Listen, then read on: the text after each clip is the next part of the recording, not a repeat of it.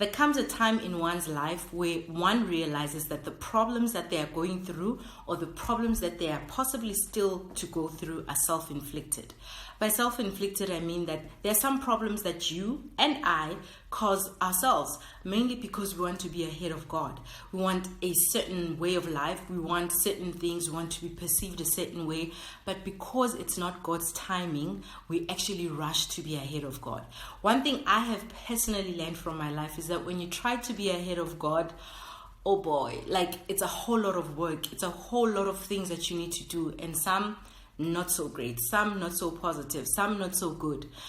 When you want to be ahead of God, or when you try to be ahead of God, I feel like you actually do things that can bring you so much unhappiness, things that can self-compromise, things that can ruin and steal your joy and peace.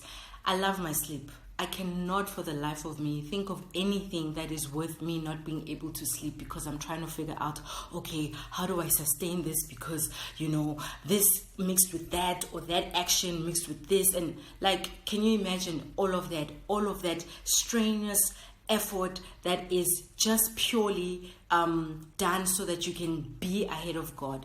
When something is from God, blessings, gifts, whatever, opportunities, they come perfect, and you don't have to stress too much to actually keep them.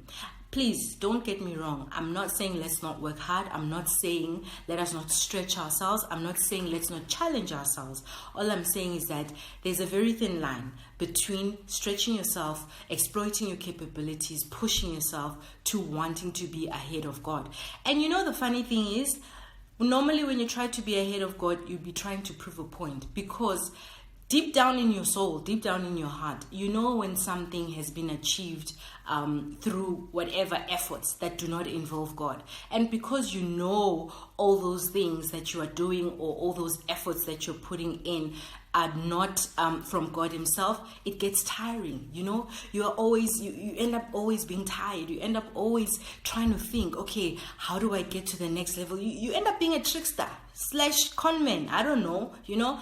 I'm including myself in this thing, because like I said, I've been in those situations where I feel like, oh my goodness, I need to have certain things. I need to be at a certain level of life, but things are moving too slow, so let me do it myself. And it's I don't know. I don't even have the words. It's just, the best description is that there's just no peace, because God is a God of peace.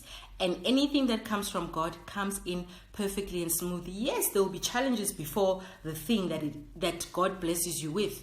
There will definitely be challenges. But when he actually does bring it, you don't need to work hard to keep it. That's the peace that I'm talking about. So if you find yourself unhappy, if you find yourself miserable day in, day out, trying to think, trying to work out a plan, trying to wear yourself out, really take a moment and pause and think, am I in God's space and timing, or am I trying to be ahead of God?